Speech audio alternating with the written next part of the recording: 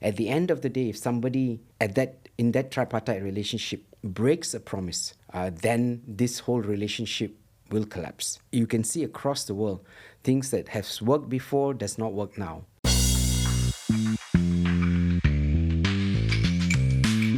Hi Vanan, welcome back. Hi Daniel. How are you? It's an interesting week for us in Singapore.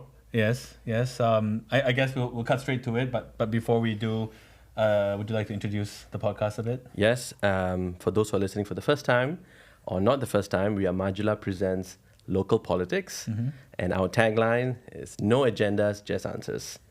Thank you. That's an important tagline for today's episode because we're going to touch on something that was discussed last week in Parliament. No, this week in Parliament. Right. Well, it depends when this comes out. Depends on when Marcus cuts it. But we're going to talk today about the Platform Workers Bill, but more specifically, we're going to talk a little bit about unions today. And like last week, we are very delighted to have another guest with us today, Mike Thiruman, who is the General Secretary of the Singapore Teachers Union. Yay, welcome Mike. Welcome. Thanks for joining us. I think maybe before we get in the discussion proper, just to set up the context, earlier this week, as Vanan mentioned, there was a bill introduced in Parliament called the Platform Riders Act. It was a pretty good bill, I guess, because both the PAP, the ruling party, and the opposition party members all voted for the bill. Yeah. So that part isn't controversial. But what was controversial about the bill is that a speech was made, right, in Parliament that kind of started off a whole, debate about this relationship that NTUC has with the PAP.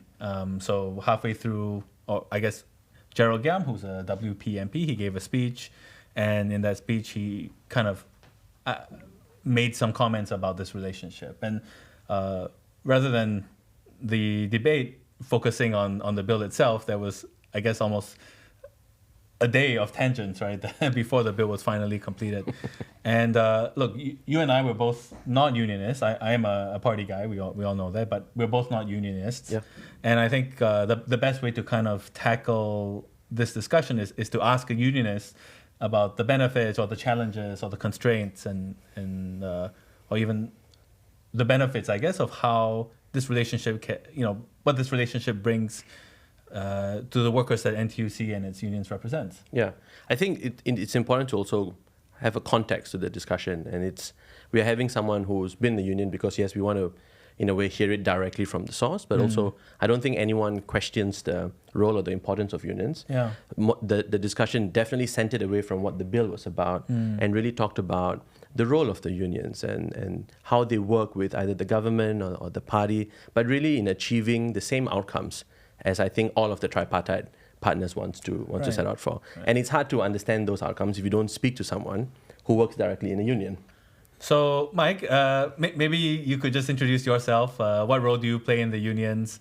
How did you get into this role? And what has been some of the, more interesting parts of the job that you've taken on? Okay, hi. I've been in the union movement for the last 24 years or so. It's been a long journey, fruitful. I think I've benefited a lot. But as a unionist, I think our core mission is to protect workers and their rights. And in Singapore's context, when we talk about protection of workers' rights, we more or less center around ensuring that they have job security. Right? That's the best form of welfare that we can offer, and we work towards it. And in that sense, then we talk about work conditions. How do we enhance their work prospects, welfare, wages, obviously. Right? In the Singapore Teachers Union's context, of course, we talk about teachers. Yeah. We all know what teachers go through, the stresses they go through, the multiple layers of expectations that they have, not just from the school, the organization, but from the general public, right? And it is a very stressful and demanding job. Yeah. And their concerns and worries, challenges needs to be addressed. Not just at a systemic level, but also at local school levels. So these are the things that we deal with in the teachers union. Yeah. But I'm also a NTUC Central Committee member. So the larger context of the labour movement and what we need to strive for, how do we strike a balance in discussion with either the government or the Ministry of Education or employers in general, right? So these are challenges that are ongoing. It's not an easy tripartite kind of relationship where everything's settled at one go. There's a lot of discussion that goes on back end. Behind closed doors, and essentially to understand the context within which we work and how do we best advance from the union's perspective the workers' agenda. Actually, I thought it was very interesting that you started out by saying that the goal of the unions is to ensure that everyone has a job for the long term, right? Job security, and that's something that I think. Even for me, as I was preparing for this interview, that didn't really come across. And the reason why I bring that up is because in a lot of other constituencies around the world, the role of the unions of a labor union is to kind of advocate for what the workers want right now, right? Which is, like you see, like this week in Boeing, the union at Boeing is striking because they've asked for a 40% raise in their salaries, which... is what they want right now. I'm just kind of wondering, like, how does NTUC manage these different needs, right? Like your collective bargaining for workers who want improvement today versus ensuring that they have a long-term, I guess, sustainable career. I think it's a balancing act, right? At the end of the day, we have to see what is on the table now, right? I can speak about teachers. Is pay a concern? Right, and we have advanced through that. It's not that we've never had strikes in Singapore. We've had strikes, right? In the early 50s, in the 60s, we've had. And those are hurdles we've gone through. And it again comes back, maybe I need to then touch upon this symbiotic relationship we have with the PAP. We went in 2 minutes before. we will definitely get this. These are shared understanding that we have. Right? How do we progress? How do we advance ourselves as a country, as a group of people, and as workers in different sectors? Right? So those agendas must be met, and at the end of the day, it's very critical for us to say that how do we sustain and ensure better work prospects? Okay. Right? It's not just being at a particular job, but being employable overall. I think that's critical for us. Yeah. Okay, can I ask, before we get to the meat of this, how does the relationship work between the NTUC and your union, right? What role does NTUC play as a mediator or a moderating force between the workers that you represent and the government? How does that all work? NTUC is a federal organization, right? It's a federation. It's a federation. So at the end of the day, we are affiliated to NTUC. If we have issues that we can't personally as individual unions handle it, then we bring it up to NTUC to see whether it can help moderate, right? But because each union has already established a working relationship with its employer organization, we just carry on with that bit. So most of our dealings, NTUC does not get involved in unless it's a major issue that cannot be resolved by individual unions. Okay. And in Singapore's context, most unions, through either our advisors or our own working relationship that we have with employer organizations, we will be able to manage it. Okay. Right? Yeah.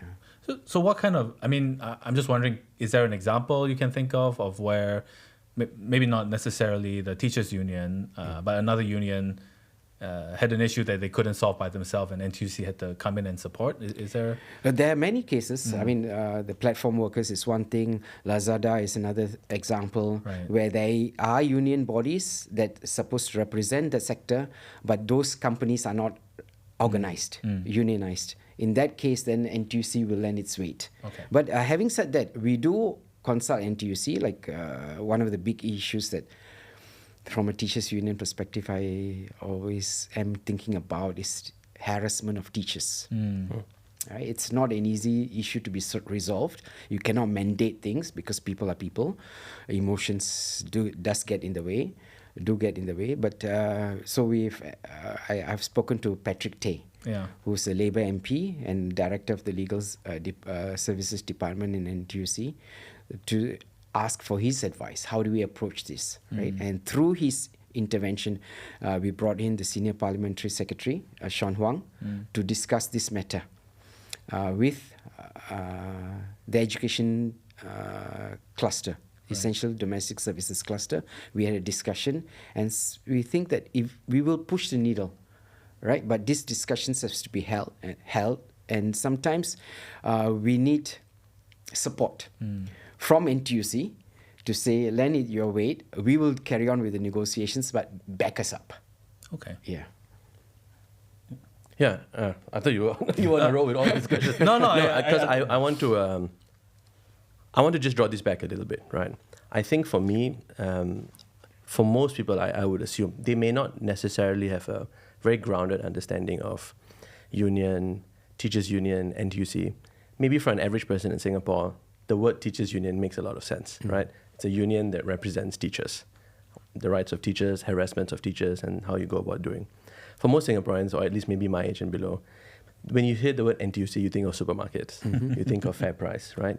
I don't think it naturally connects to them that NTUC plays this role, where it's like you described it. It's this federation of different unions, Congress, trade. And maybe we can try and unpack that a little bit more, just to set the scene a little bit more grounded, right? I know that in Singapore's history, we have had riots. We've had a lot of issues in the past. And I want to talk a little bit about the birth of the whole NTUC, and because you're wearing this beautiful red NTUC shirt.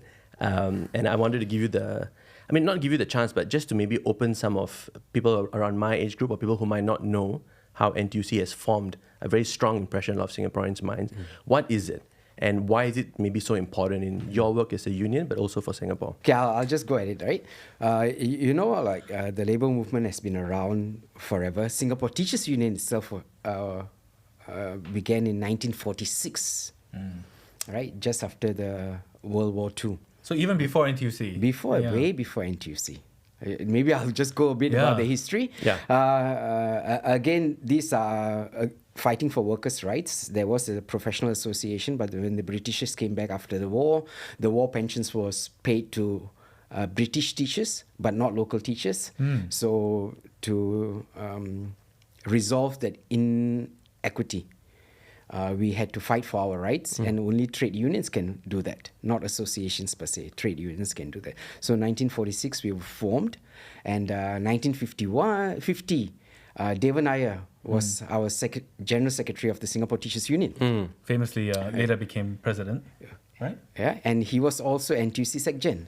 Right, so you can see where I'm heading. Right. So, 1954, the People's Action Party was formed, and Devan Nair was one of the founding conveners. Right, so this relationship has been there for a long time, at least with STU and the PAP. And then in the early 60s, when there was a split in the political party, in the political arena, Barisan Socialist split from the PAP to form Barisan Socialist, and then all the left-wing unions formed SATU, the Singapore Association of Trade Union. Okay, and the right-wing or pro-PAP aligned unions then formed NTUC, led by Devan Nair. I see. So that's the genesis of NTUC in 1961. Right. So from the start, NTUC was formed as a response to, I guess, this kind of left-wing communist faction leaving the PAP, not actually the PAP wanting to organize unions in a way that was controlling. I think that's a very important nuance, right? Yeah, absolutely. But also it sounds like the conditions of the workers back in the 60s after the war, appalling, needed voice, needed representation. So there's a purpose for that cause. Right, that you needed to uplift even the base level. The purpose and the cause still remains, right? Okay. The nuances may be different, right? But the cause remains. It's about betterment of workers, and at the end of the day, human rights. And we are still at it. The way we go about doing it is very different now. I think that's the critical part, because we have established this level of trust with the current government, right? That we can work with the government, and whatever the government tells the workers that they will do what they promise to do, it will deliver. Right? So I think the question about independence and all those things comes in. We are still very independent, but we can still work very closely because whatever that's been promised will be delivered. I think that's critical. At the end of the day, if you don't deliver, then that alignment will split. Yeah. I mean, just to play devil's advocate here, right? So the Barisan Socialists, they've long merged into the Workers' Party. Satu doesn't exist in the way it did then. In fact, it doesn't exist anymore. Now it's 2024. It's the 70th anniversary since the PAP was formed. And NTUC has every right, and I guess, to play the role that they do. And in fact, it plays a very important role. But 70 years on from the founding of the NTUC, why is it still important to align so closely, having this symbiotic relationship with the PAP? Why does NTUC continue to choose to uphold this relationship, right? And in the modern context, how is it benefiting the labor movement? So at the end of the day, I think we just have to ask, does this work for my agenda? Does it advance my agenda? Alternative is if I am not aligned and I cannot get to the table, because it's important that you are at the negotiation table, right? And this tripartite relationship allows us this continued presence at the table to discuss, right? If not, simple thing, if you're not at the table, you'll be on it. Yeah. Right? Yeah, so this is the thing that we need to address and say, are workers better now? Are workers better because of this working relationship? Right? Alternatively, there can be strife, disagreements, and stalled progress. Right? At the end of the day, we know if the economy doesn't move, the workers' wages doesn't move, right? The industrial peace that we have had cannot be taken for granted. Right? It happens across the world. In this day and age, there's still industrial disputes, right? Strikes, protests, and progress, it's stalled, right? And at the end of the day, livelihoods of workers is affected, right? So as a unionist, what would I strive for? Do I want to ensure that my members, the constituents that I represent, their interest is advanced, they can become better, they get better wages, better work prospects. Do they have better welfare now? Right? Then if the relationship was otherwise. Okay. Right? And the question is, if things work and the trust is there and people deliver on the trust, both ends, people deliver on the trust, then why the need to do otherwise? Why the need for change? Why the need for change? And it's a constantly evolving relationship, right? Because there's a lot more dialogue now, right? Every other week or every fortnight, you'll get to hear a minister come and have a dialogue with union leaders or groups of people, right? This constant dialogue and interaction helps us to understand the policy perspective and allows the politicians to understand ground sentiments, which are very real. And if not taken into consideration, things will get dismantled. Yeah. It sounds like one of those things where if it ain't broke, don't fix it, right? Not only don't fix it, if it's becoming stronger over time, maybe don't even mess with it. Sounds like one of those things. And I think for context, it is also maybe important to note that in Singapore, we haven't had any other government, right? It has been the PAP. It has been the elected government since 1965. So the genesis, the experience will get stronger. In other countries, possibly the political structures or the way they work with labours, it's also very different. So we can't also just contrast and compare how unions work in other countries to how it works now.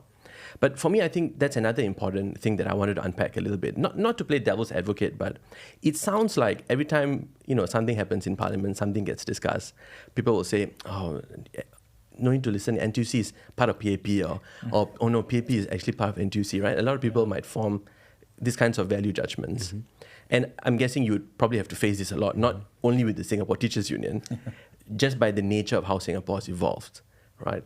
How would you respond to that? I mean, not everyone is just going to say, yeah, it works properly, let's change. Maybe some people have different appetites for what works and what doesn't. Also, Singapore has economically improved from 1965. And the economic improvements would naturally mean that most employees would get better working outcomes, right?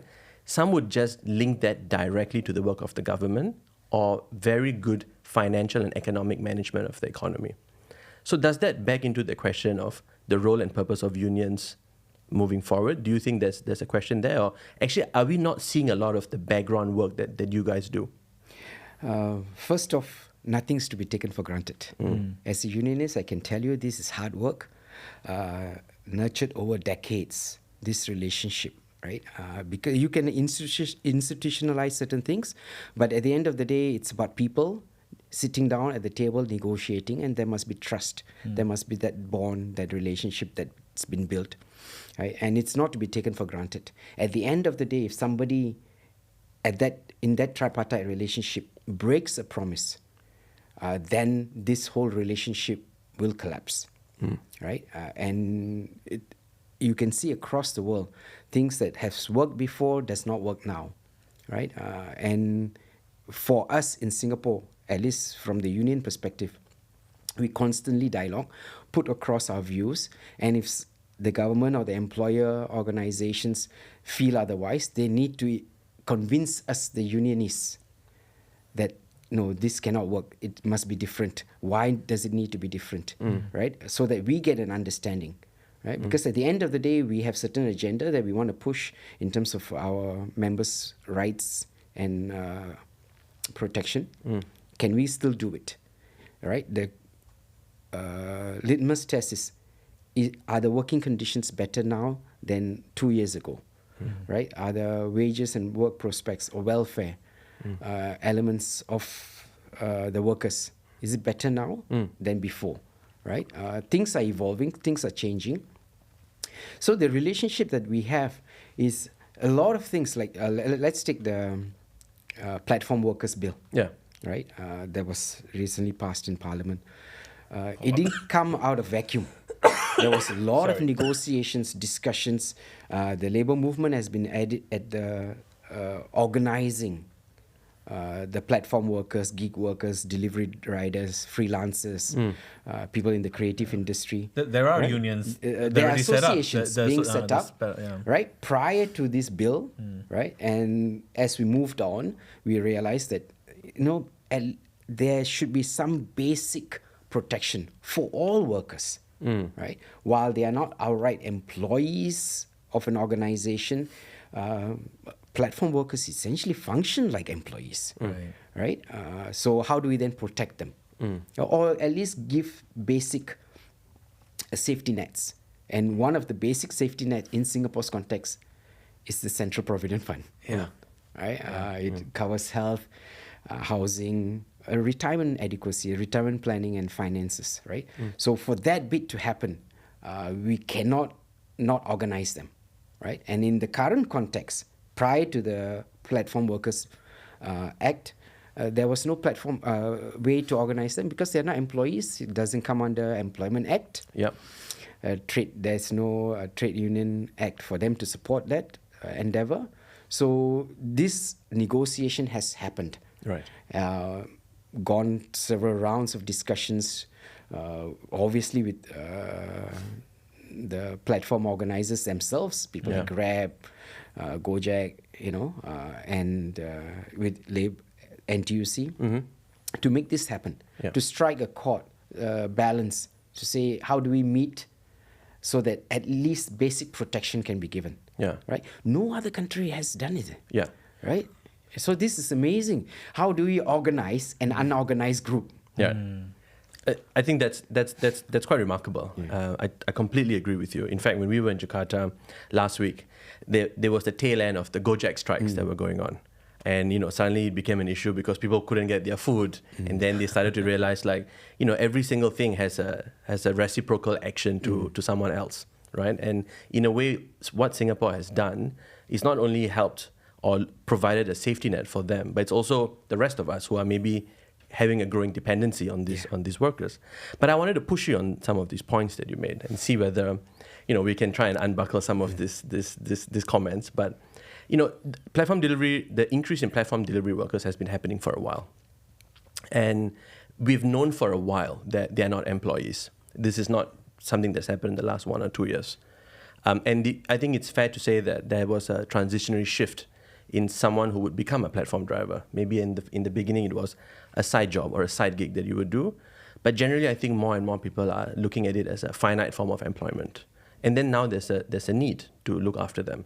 But it's also been reported last year in SE 2023 report, there's going to be an increased dependence and demand for these workers. And then now the Singapore government has done something unprecedented, no other country has done. We have put in place legal provisions to protect the platform drivers. But is it because Singapore cannot afford not to do it? Or is it because unions have come together, spoken and said, no, this is a really pressing issue and we need to look after these workers now? Our tagline is every worker matters. Right. So as long as you're working, then there must be some basic protection for you to ensure the working conditions are safe first, and it allows you to earn a wage that's sustainable and also allows you to move on. But since COVID, there has been a rise, and obviously, as you said, our own general public's dependency on the platform workers, right? Then it's a growing pool, right? For various reasons of why people get into this line. It would have been a side gig previously, but now people are opting out it to be the main instrument for wages, right? Because it allows certain flexibility, which normal working environments may not allow. Right, and with aging population and young kids, this flexibility, I think more and more, even people working in organizations are looking for flexible work, right? Hence, flexible work arrangements kind of thing is going to come into play as well. So this allows it, and we are going to see more and more people getting into these areas of work. Gig work. Semi-gig work. There will be permutations happening, right? So how do we then protect them? Right, and we've been discussing this about protecting all workers, and since this is a growing pool, then we must address these concerns. Right? And as far as protecting workers' rights, I don't think there is any better organization other than the NTUC and the unions. I think that's a really good explanation, and from what we see, it's that it actually doesn't matter if it's NTUC that started first or the PAP that started the conversation first, but both hands had to be there for the bill to happen, right? You needed the policy makers to understand what the levers were, and you also needed the unions to actually carry out the conversations and do the organizing. But the question that I wanted to have in that relationship that you have, the symbiotic relationship between the PAP and the NTUC is brought up as kind of like the key connector, right? And again, at my own peril, because I am a PAP member, I guess criticism of this relationship that someone like Gerald Giam brought up was that when it's politicized, what happens if the PAP leaves power? Why does it have to be tied to a political organization at this point now in 2024 and not the government? Because at the end of the day, the government is also still the PAP.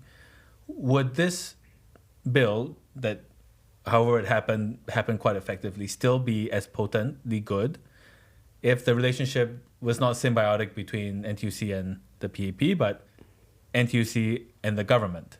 So that, if PAP were to leave the government at some point, someone else came in, then NTUC could automatically work with them directly on workers' issues. How does that work? Simple answer is unions are political, right? And we align to political parties all over the world, right? And in this sense, governments may change, right?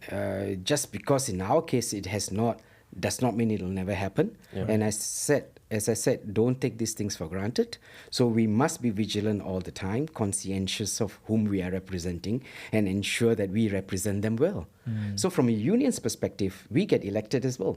So if my members or my delegates feel that I am not representing them well, the union leaders are not representing them, they'll get thrown out as well. Right? These are realities that we have to work with. So I didn't realize that you had to get elected as a Yeah. union leader. Okay. So okay. all union leaders are elected. So, and our elections may be a lot more vigorous than you see elsewhere. So we need to be very mindful Yeah. because we represent a constituent. Okay. Those constituents must feel that they are being represented. Their cause is being advanced. They are taken care of. That these are leaders that they can trust, right? So the same agenda that has placed us into these positions, got us elected into these positions, then we need to honor it, right? So I need to, at the end of the day, I am a unionist from the Singapore Teachers Union. Yeah. Right? So if I don't represent my members, then I'm not doing justice, and eventually I'll realize that I may be out. Yeah. Right? So then the question is, can I talk to people who will advance my agenda, teachers' union's agenda, or the union's agenda, right? And up to this stage, the People's Action Party has been truthful to its founding principles, and has been pro-worker, right? Has workers' welfare at its heart and mind, right? It's not just heart, right? And mind, and policies are in place. While it ensures industrial peace, there are policies to ensure industrial peace, but it has not stopped policies for advancing workers' rights, as articulated in the Platform Workers Bill. Right. Yeah. Right. I'm very interested in this fact that you are elected person. So did you have to go on a campaign trail? Do you know how many people voted for you? Did you have to canvass for we votes? don't count the votes, but we need to get elected. So that right? you go through this process and we go through every 4 years in our context, go through an election process. It's there, all the proper procedures must be followed. It's a secret ballot if there is an election. If it's contested, there'll be a And secret ballot. the members vote for you. So The delegates, the representatives of the members from the various schools will have to vote. I see. And this is a principle for all unions right. and all union leaders. are all teachers automatically just members I know. of the? It's, again, you have to become a member of You the have to union. become. Yeah. I see. Okay, so It's not a close kind of thing. Yeah. So theoretically, I mean, it is possible that if there was a platform put up by an opposition party that was very attractive to a union, a specific union, then a union leader who ran on a campaign to support that platform might actually end up in power again as a unionist. Very well. I see. Right? And we are registered unions with the Registrar of Trade Unions. Okay. Right? That does not automatically qualify you to be affiliated with NTUC. You must want to also be affiliated with NTUC. There not all unions in Singapore Right. may be affiliated. Right? So this affiliation is again a conscious effort on our part to come together. Right? Collectively, we can do more. Right? So, but to your answer straight out, they could form an alternate. Right. Exactly. Yeah. So there's nothing stopping any opposition party from forming its own trade union congress or from infiltrating and working closely with unions. Okay, I that's a very context that I didn't really. I mean, probably the only thing that stands in their way is that there's a lot of forged experience here, so they would need to do something Right. above and beyond Yeah. to get the attention. And maybe I also wanted to unpack this relationship that you've talked about, right? Actually, now that I think about everything that you're saying, is it also quite a dangerous precedent to set to say that unions should be neutral or should be impartial because there has an effect in the way that you work? Because you said you're elected, you have to answer to the people who voted for you, which means you have to go out there and work with the people whose best interest is to advance. And if that happens to be someone who is in power or someone who is in a political party, you have to find constructive ways of working with them. Unions are not neutral. Will not be. As I said, we represent an interest group. Yeah. Right? We have our workers, our members' interests at heart. Right. I'm not going to go and represent employer or the government. Right. I don't have to explain government policies. It's not my role. Right. Yeah. Right? I represent this group of people, and hence I'm already biased. Right. Right? Right. There's no neutrality in this concept, right? Right. So whoever can advance my agenda, Right. right, will have my support and alignment. Right. Right? And again, from a labor perspective, from a union perspective, it's all built on trust. Right. Based on trust. Right.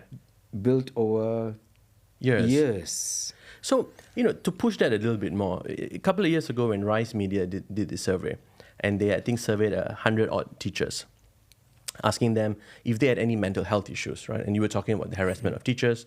Who would you go to seek some kind of assistance?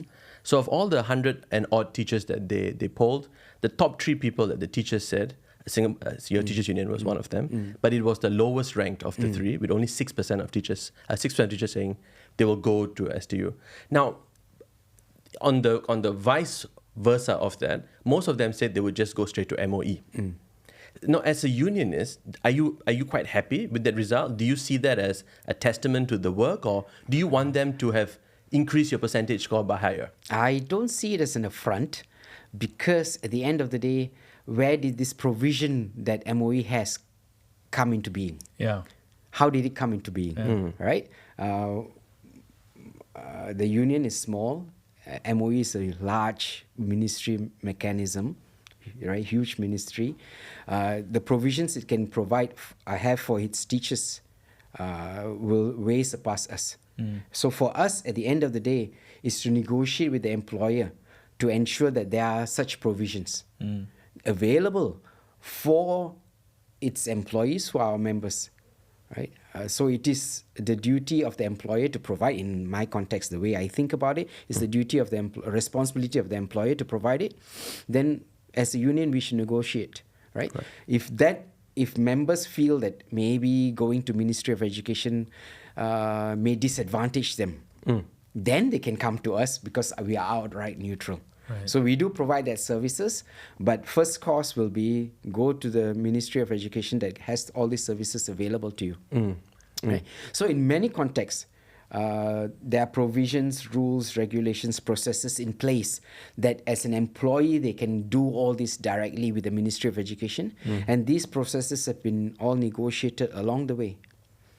Okay. Right? Yeah. I see. With the Ministry of Education. With the Ministry so of that it puts in place, Right. so that again, from a union perspective, while we say members first, Yeah. we always also say workers always. Right. So can I also then ask, you have a responsibility to your members, like you clearly said. You have also a responsibility to discuss and in a way negotiate with MOE for some of these policy guidelines, to be involved in that process. Do you also find yourself as an organization having a responsibility to the public to understand what you do? Do you front the public at all? Do you make some of the works that you are doing quite clear and transparent to the public as well? At the end of the day, I think my responsibility is to the teachers, to my members, and then teachers as a general profession, as long as we can communicate this to them, right? Because public may have different perspectives. It's very difficult to articulate them. But if it's necessary to articulate a perspective from the teaching profession to the general public, we will not shy away from it. Just like this particular comment that I did on my own Facebook post, and I don't have to comment on what happens in Parliament, but it affects the unions. We will articulate it. Right, we will not shy away from not saying anything. Right, we will, as I said, we are very independent. Yeah. We are vocal advocates, right? But we speak when necessary. Yeah.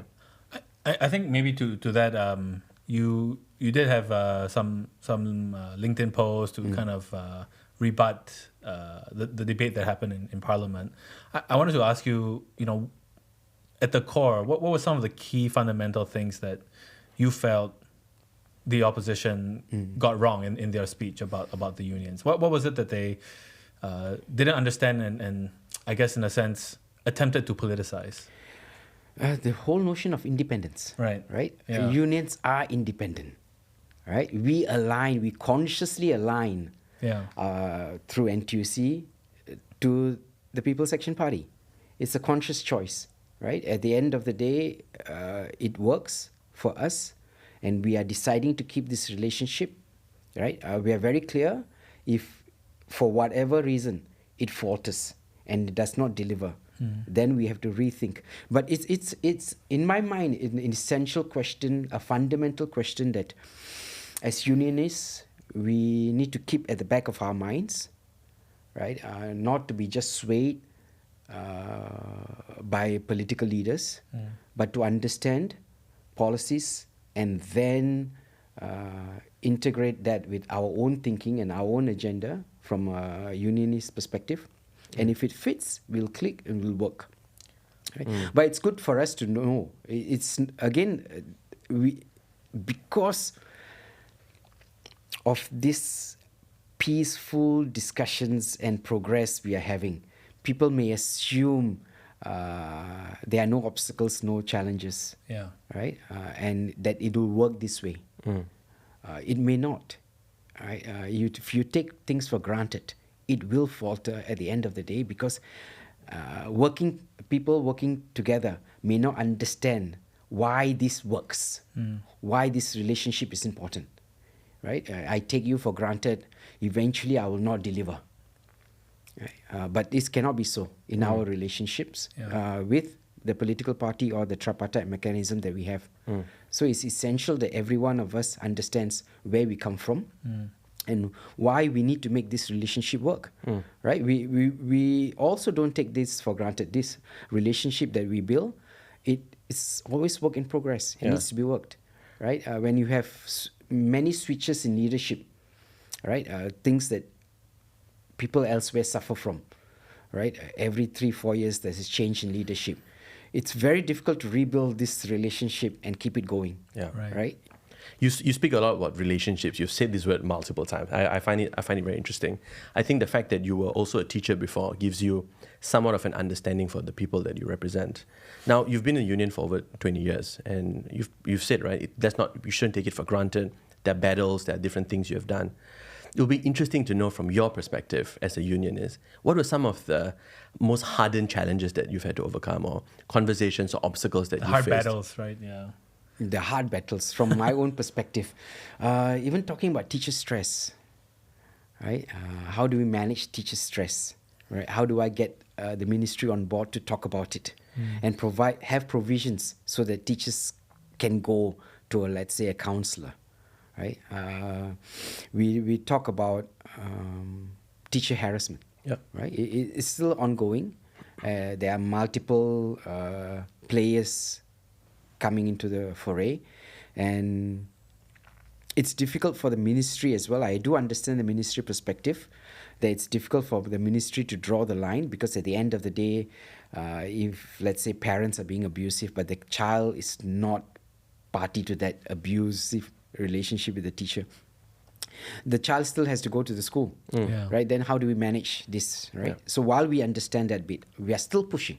So if there is an issue that we're still targeting and pushing for, is how do we provide greater protection for our teachers? So in this battle-hardened thing they've done, is it like you walk into a room, there's someone in the ministry there, and you have to put this thing out, and is no one listening to you? Is it like that? I don't think in our context, right? Even our ministry officials, I must say, they, at the end of the day, how do you enact a policy that gets effected across the board? Right? How do we convince the public that this is the right thing to do? Right? So there are all these hurdles that have to come through, because at the end of the day, let's say you pass a regulation, can it be effected? Right? And in our context, a lot of it depends on if it cannot be effected, cannot be enacted, cannot be implemented, then having a policy is of no value. Right. So right? In a way, you balance these things. We need to balance, right? Then how do we keep pushing? Where are the places where the ministry is willing to say, okay, this we can do. Move the needle. This we can do, right? It's about moving the needle, right? Nothing in the last 20 years, in the way we discuss things with the ministry, has been revolutionary moves. Right. These are all small increments. Can I give you an example? Because I really want to understand this, right? Let's say, let me just put this hypothesis or an example of a scenario. Someone in Parliament, an MP, comes up and says, we need to pay teachers more. This is now a dire issue. A lot of people have told me, I think teachers need to get paid more. Then you go back, and 2 days later, you see in a social media post, a student is saying, oh, I can end your career, or I can kill you, something like that. Then you go back to the Singapore Teachers Union. Clearly, you have two big things on your hand. Now you need to try and find a way to make sure that your stakeholders, teachers, are better represented. How does a unionist in your position work? What do you do? Do you send emails? Do you barge in through MOE's door and say, we need to have a chat? Like, how does a unionist construct these positive outcomes for teachers? Yeah, at the end of the day, like you said, we can email. And of course, with modern comms, you can actually WhatsApp people as well, right? Just to say, okay, this has been discussed. Shall we meet and talk about it? Right? How do we resolve this issue? Right. First, my question will be, why did the person in Parliament ask about teacher salary? Right. Is there an issue? Right? And from a union perspective, we would have raised it way before anybody raises in public. Yeah. It's just that when we raise it, it's not out in the public. Right. It's behind closed doors to say, okay, this is an issue. If, let's say, people don't want to join, we cannot get young people into the profession, and one of it is salary. Right? Then how do we address it? Right? All I can say in Singapore's context, that's the least of our worries per se, in terms of adjusting salaries. Right? There are bigger issues that has to be dealt with in terms of teacher recruitment and retention. But if that's an issue, then we will address it, right? But there are many platforms for us to discuss these matters, right? Put it on the table. Right.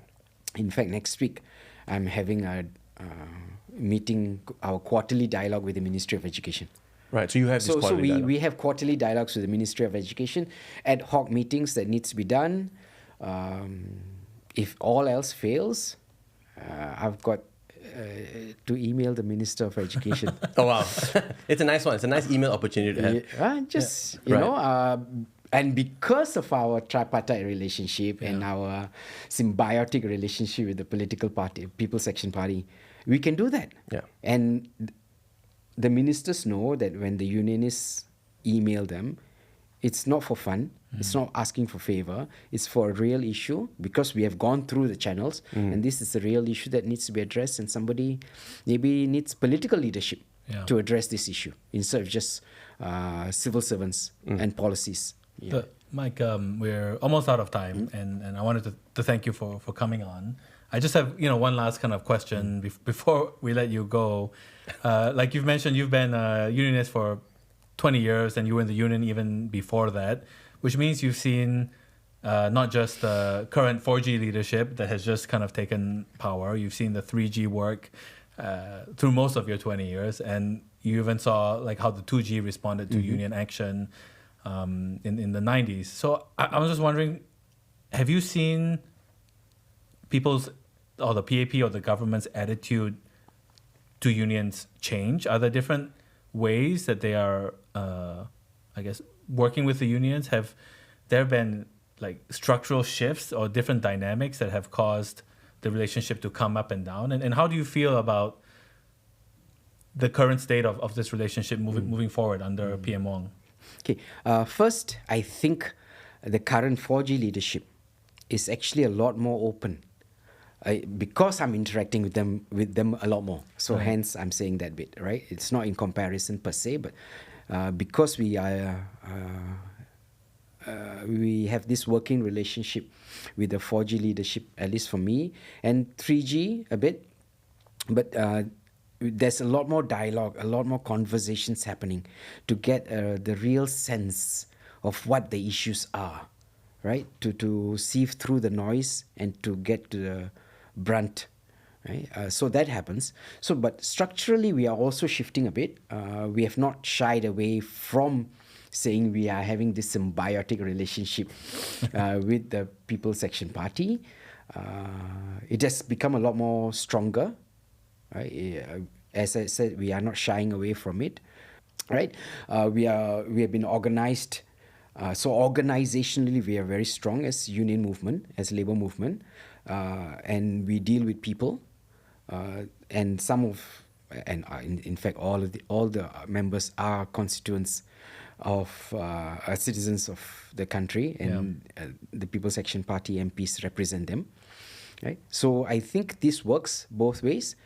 Can we strengthen this relationship? Should we strengthen it? We should. Mindful that we have different agendas and organizations that find this alignment, this synergy. Right? And how do we keep this going? One key element is having that conversations with the unionists, promises continue to be kept, right? Policies to be explained, understanding our issues, where we come from, right? Because we are, at the end of the day, the people on the ground, right? And that's essential, right?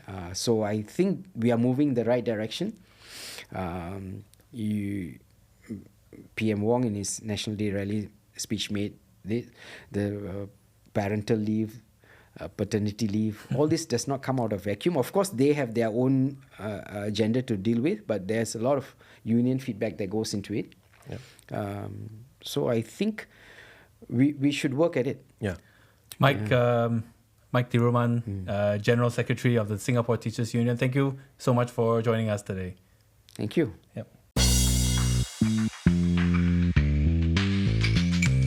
Well, that was a nice chance to get this interview. More of a chat, but to understand how the unions work. For me, it was also kind of timely because from the point that we recorded, we have the Pope in Singapore, who has been talking about how peaceful of a country we are. A few days back, we had Kamala and Biden speech, which was a bit of an amok. We'll cover that maybe. Kamala and Trump. Oh, did I say? Yeah, Kamala is not going against Biden. Kamala and Trump and how that was a bit of a mock.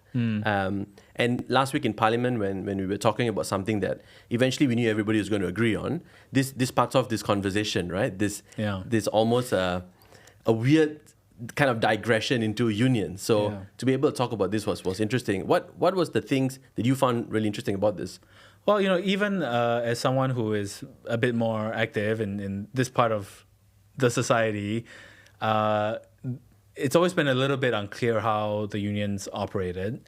And it's been very clear what the outcomes have been to me, both as a support mechanism for workers who are in trouble and also as a important advisor to policy making for how to ensure workers' rights are maintained. And from a policy angle, you've seen that come through in things like the progressive wage model, in issues relating to increases in the retirement age, et cetera, but also in times of crisis like during COVID-19, NTUC also played a important part in requesting for things like job support grants for SMEs and stuff like that. So I've always known that the NTUC has an important role to play, but it's always been unclear like how that transpires. How do the unions themselves bring up their voice, right? And how much tension is there? Like how much independence do unions have to bring up and represent the issues on the ground? And I think that lack of clarity on how that operates is an easy way for politics to come in, because it's very easy to be cynical or to twist people's thinking on why this relationship shouldn't be the way it is, right? Because we don't know what goes on. And I think having a unionist on the show today was very helpful in exploring these things, right?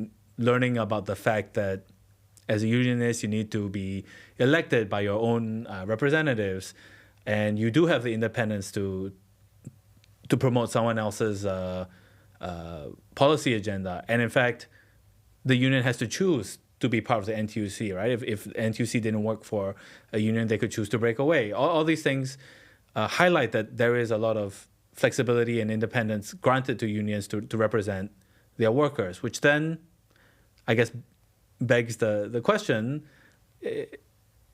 if what the PAP hasn't been doing all this time, if what the PAP has been doing all this time hasn't been working, improving workers' rights or workers' conditions, then we wouldn't see such a strong relationship between the two parties now. And so that has helped me clarify in my mind what the relationship means. Yeah, I think for me, as I was preparing or even listening to him speak about unions, the role and the formation of unions in Singapore is quite different to other countries. The UK, the US, the torchbearers of union movements, theirs was very much on, they started to protect the very low-lying conditions of workforce. Yeah. Whereas for us, yes, it might have started like that, but the amorphous... Oh, they still do. Don't break the chain of thought. So in the UK and the US, when they were formed, it was very much to protect the low-lying conditions of workers throughout the Industrial Revolution. For us, when the NTUC was formed, and the PAP was very much a permanent kind of fixture around some of these formations. And it's almost as if the word politicized relationships becomes a toxic way to get people to maybe believe something else or not. I guess the point that he was making is things are improving, things are changing. But also, if you look at a lot of our socioeconomic indicators in Singapore, our Gini coefficient has been coming down progressively over the last 4 to 5 years. The government assistance and support has been much more targeted. PM Wong in his National Day rally has also addressed some of these concerns. So the platform bill shouldn't have been much of a surprise that the government was going to go and do something like that. For me, I think it was a little bit disappointing that we strayed away from that conversation because Singapore was the first country to do something like this. It's a proud achievement for our small country to have these discussions, not just pass it in Parliament. And like he said, right, so many conversations has happened. And to just talk about the role of unions was maybe somewhat took the gloss of a lot of their hard work. And I think that was why a lot of the impassioned response came out in Parliament. Yeah. The other thing that I found really interesting is it's not that the Workers' Party cannot be part of this solution. Right. They can be part of this solution. Nobody is pushing them away, but they have to find a way to work together with these unions. Yeah. And I think now the onus is on them. I mean, it's obviously going to be difficult in a country where the PAP and the government and the unions have forged this relationship, but it's testament to us because ultimately they all have to work for Singaporeans. Right. So if it ain't broke, I guess don't fix it, right? Yeah. And look, I know it's hard to come away from this synthesis without feeling that we are being a bit too partial, one side or the other, but I mean, at least for me, I don't mind, but I don't know how you feel about that. But I think that at the end of the day, the results speak for themselves. The progressive wage model, skills future, this new bill on platform workers. These are just very, very few of the things that NTUC itself has created. And, aside from that, all that advocacy at the individual union level that goes on behind the scenes that we don't see have all contributed to better, we think, working conditions here. Yeah, I think it's definitely fair to say the working conditions are better, but like he said, it's not a given. Sorry, guys. Yeah. Sorry. Like he said, it's not a given. Things can become worse, right? Yeah. And so, I think the working relationship is fine. I don't think we're taking any sides. I know that in national discourse, a lot of people were like, oh no, NTUC is part of the PAP. But hopefully what we are trying to do here is to show the facts of the discussion. So for those who have already made it this far, I'm sure you Thank you. are already subscribing, but please do subscribe or share around with your friends. Yeah. We are Majula Presents Local Politics. We'll continue to unpack facts. Please follow us and give us a 5-star review. Right. See you next week. Bye.